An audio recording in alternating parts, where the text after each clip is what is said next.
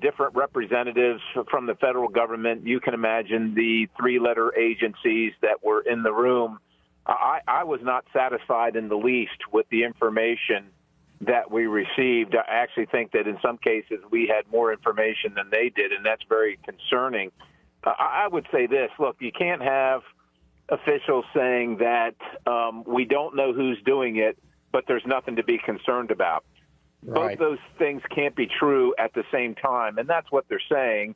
And, that's just inappropriate. So, I've asked for the results of the FBI's investigation. Now, I don't know how long it's going to take me to get them. That, of course, me asking, I don't think that would be anything classified, but we want to see, the American people want to trust in the information they're receiving. And, when you see something with your own eyes, there better be a pretty darn good explanation for it. And don't just tell us that we're seeing things and that they didn't occur, and that, it's the same old, that Yep. that the government has done to us. And unfortunately, they've just lost all their credibility over the course of time here, as you know.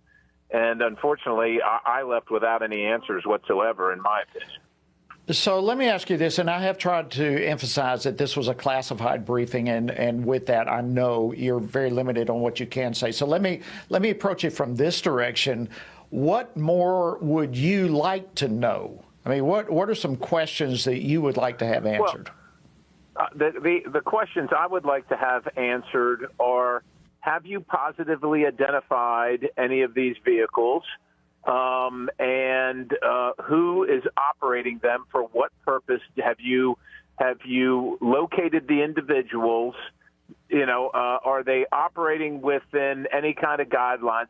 Jody, there are a lot of reports, and some come from the state police, from county sheriffs. I mean, I hate to say it this way, but it's one thing if, the general public reports something, but when a state police officer reports something, having followed up on it and tried to intercept one of these things, or more than one of these things, to me that has credibility, because someone in a position of authority has had eyes on and tried to do something about it. And for the FBI to not be able to speak to that, to me, is concerning. Again, those are some of the answers to the questions that I have. Are they coming onto the shore? Are they, can you verify, can you validate that the sightings that many people are claiming are real?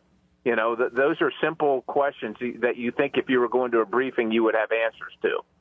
Well, and it just seems as though this is a clear cover-up. I mean, these are drones. They don't have unlimited ability to fly. They take off from somewhere.